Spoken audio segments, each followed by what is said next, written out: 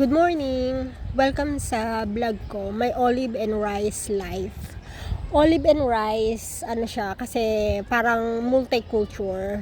So, nandito ako sa Turkey. So, mahilig sila sa olive, rice, dahil, Asian ako. From the Philippines. Kaya, pinagsamang olive and rice. So, Mediterranean and Asian food.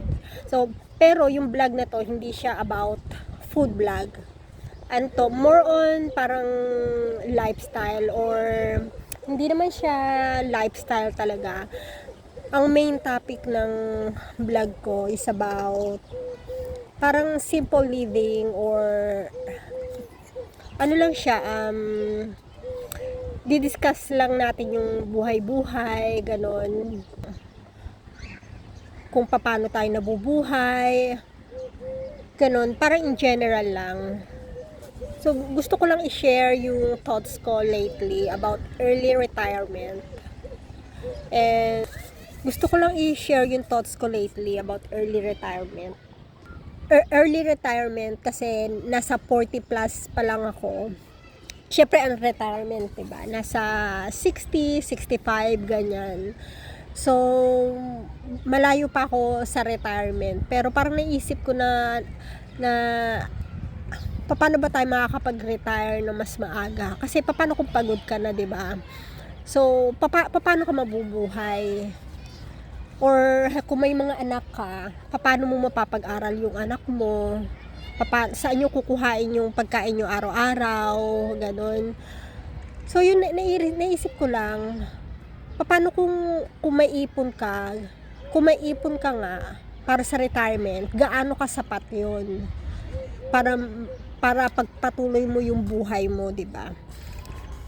So, yun naisip ko lang, kumbaga paano ka makakapag-retire ng mas maaga kung gusto mo mag-retire. Kumbaga wala ba tayong option para sa ganun? Ayun, naisip ko lang, ibig sabihin kung hindi natin kaya mag-retire ng maaga at yung sinusweldo natin sapat lang para sa araw-araw or sa mga bills, ibig sabihin para nagiging survival na lang yung buhay natin, di ba? Tapos yun, naisip ko lang, bakit ba yung buhay parang nagiging endless cycle siya? Kumbaga parang walang katapusan na sa umaga, kung employed ka, sa umaga gigising ka ng maaga, tapos magta-travel, papunta sa work, tapos magtatrabaho, mapapagod, tapos may mga bills kang babayaran. Parang paulit-ulit din. Parang ganon araw-araw. Tapos ang pahinga mo lang 1 or twice a week. Tapos lagi ka pa nagmamadali. 'Di ba? Parang repeat cycle ang buhay. Parang ganito bang sistema dapat ang buhay? Tapos pag mag-open ka ng Facebook, puro mga bad news yung makikita mo. 'Di ba?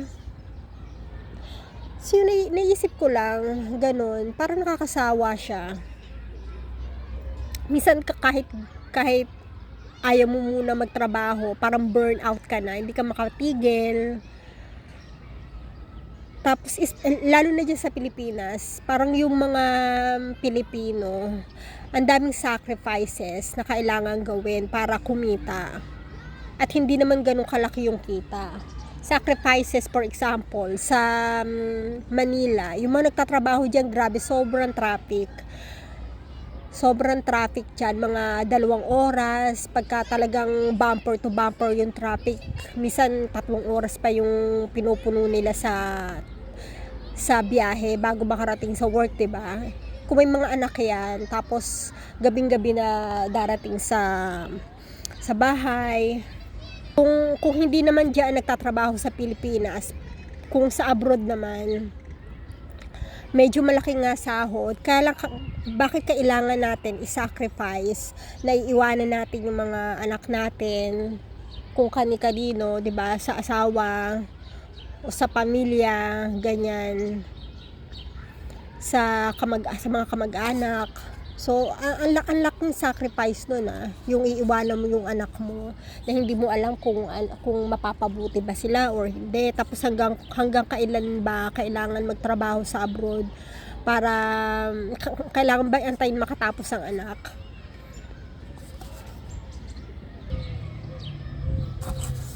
So, dahil naisip ko yung ganun, na paano ba tayo makakapag-retire na maaga. Syempre, nanood ako ng mga topic, similar topic dyan sa YouTube. Ganyan, about early retirement, tapos slow living. Tapos, syempre, pagka nanonood ka kung ano-anong mga topic, yung mga related topic ang lumalabas doon. Tapos, nakita ko, meron pala mga movement, like yung do nothing movement, buy nothing movement, ganyan. Yung buy nothing movement, yung buy and do nothing movement, hindi naman ibig sabihin na wala kang bibilin or wala kang gagawin o hindi ka magtatrabaho, ganyan. Kumbaga, ang bibilin mo na lang yung mga bagay-bagay na na kailangan mo lang talaga, yung walang overspending, ganyan, yung walang overconsumption, na walang katuturang bagay, nabibili ka ng walang katuturang bagay, ganyan. Tapos meron pa ako na-encounter doon, topic, na actually book siya, libro siya, pero makikita mo sa YouTube yung discussion. Ang pangalan ng book na is, ano ba yun? Ayun yung book niya, ang title niya is Your Money or Your Life. So, i-discuss natin yan sa mga susunod na video. So, ano ba yon regarding basaan yung book na yon, ganyan, at paano niya, anong matututunan mo doon. So, ayun, naisip ko, paano ba i-break yung cycle na ganun, na yung mas magaan na buhay. Syempre, hindi naman natin pwedeng asahan yung gobyerno natin, lalo na dyan sa Pilipinas. Sobrang gulo ng government natin. Parang chaotic na siya. So, paano ba tayo hindi aasa sa kanila para mabuhay? Syempre, kailangan pa rin natin yung government support. Pero ano ba ang kailangan natin gawin para ma-break natin yung cycle na gano'n, na parang rat race, ganyan. So, kayo ba? Satisfied na ba kayo sa sa daily life nyo? Or ano ba yung retirement plan nyo? Kailan ba yung retirement plan nyo? Parang ganun. Kasi ako, as much as possible, gusto ko soon. 'Di ba? Parang ang dami kasing oras na sasayang sa trabaho din. Tapos kakapiranggot lang naman yung sweldo, ganyan. So, yun, naiisip ko lang. Hindi ko ng video napanood. So, about financial freedom. Ano ba yung totoong meaning ng financial freedom? So, i-discuss natin yan sa susunod. So, yun lang. Introduction lang. Ito yung first video ko. Kaya, introduction lang ng mga topic sa susunod. Okay, thank you.